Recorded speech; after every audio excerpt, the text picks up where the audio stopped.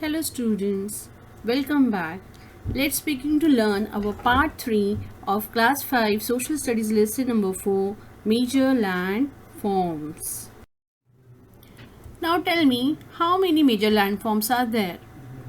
There are 5 major landforms such as mountains, plateaus, plains, deserts and rivers. We have finished with mountains, plateaus, plains. Now we'll be learning in this part about deserts and rivers. So let's begin.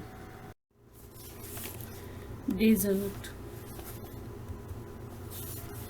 When I was young, studying in School of India, I used to be very curious about deserts and camels. I wanted to visit Rajasthan at least once to walk in desert sand.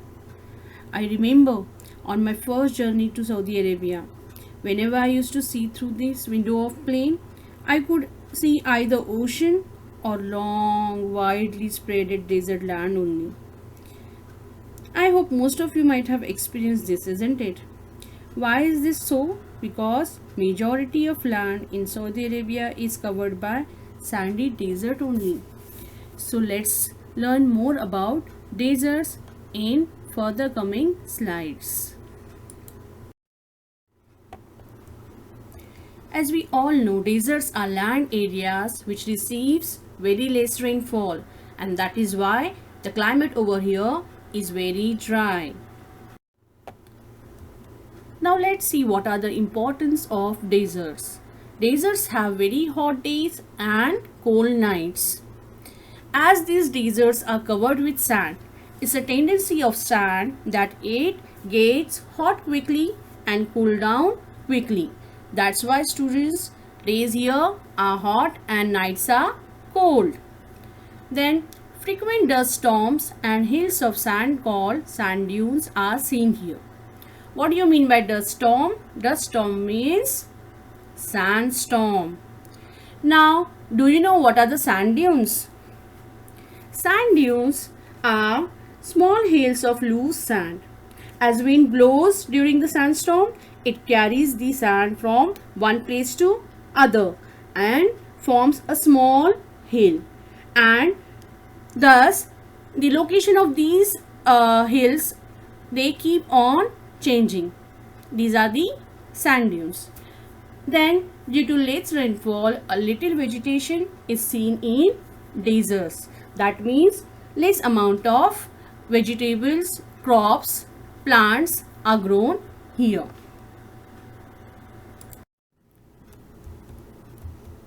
Few examples of deserts are Sahara Desert and Kalahari Desert in Africa, Thar Desert and Arabian Desert in Asia.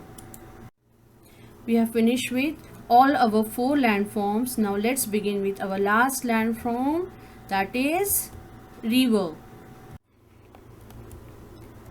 Rivers are natural channels. It means they are formed naturally that carry rainwater or water from melted ice or snow. It means that rivers originate from ice-covered mountains. They flow over a large area of land and ultimately joins into the sea or a large water body. The place where it joins to the sea or water body is called its mouth. Thus, a river passes through 3 stages, namely upper course, middle course and lower course before it reaches to the sea. So let's learn more about these stages. Now let's see what are the features of a river. River passes through 3 stages: upper course, middle course and lower course. The place of origin through mountains is the upper course of river. As it passes, it flows over the plain land. This course is called as middle course. Here, as it flows, meanders are formed. These loop-like structures are meanders.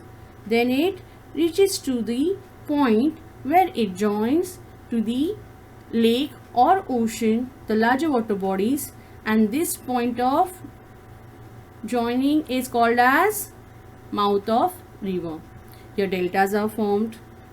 Now let's learn more about these terms in detail. The upper course of river. This is also known as the young course of the river.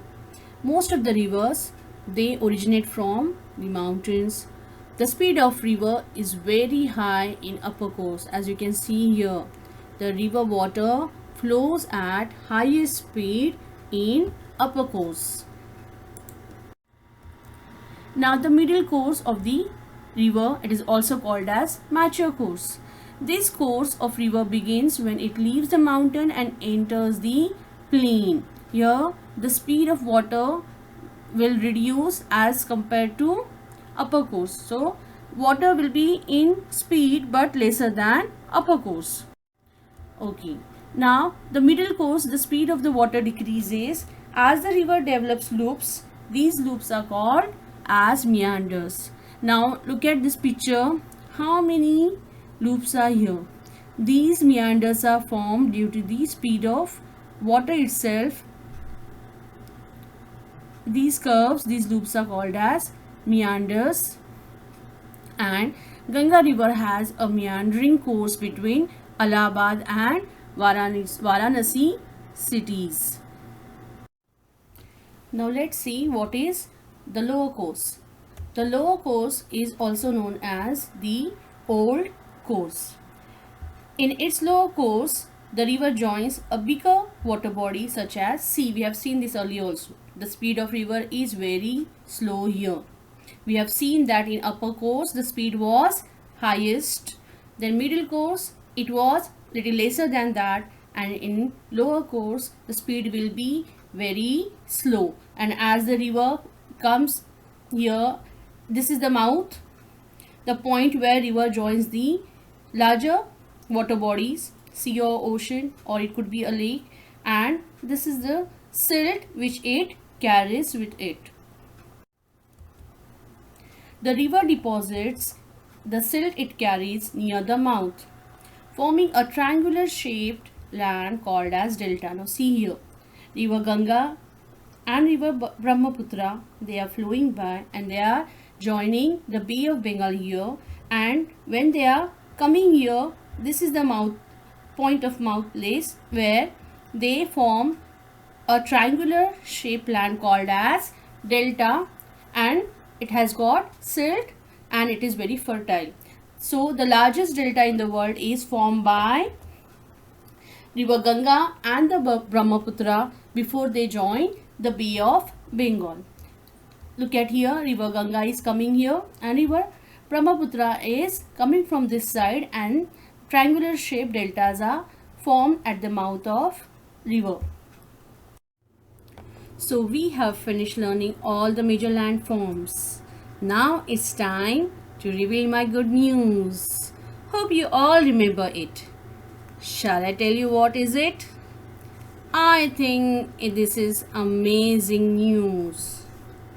And the news is, this lesson is an activity lesson.